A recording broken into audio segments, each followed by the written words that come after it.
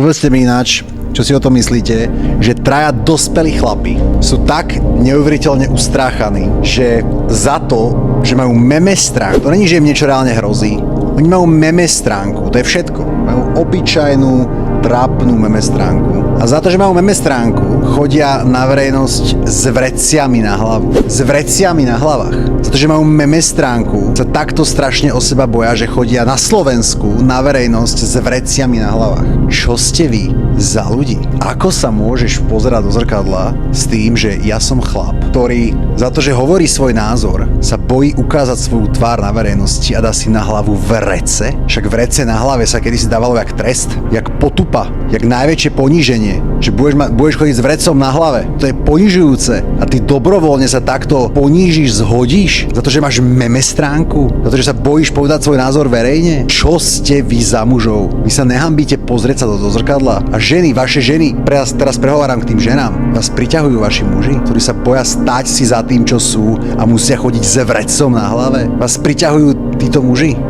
To vám príde chlapské? Hambil by som sa byť takýto človek.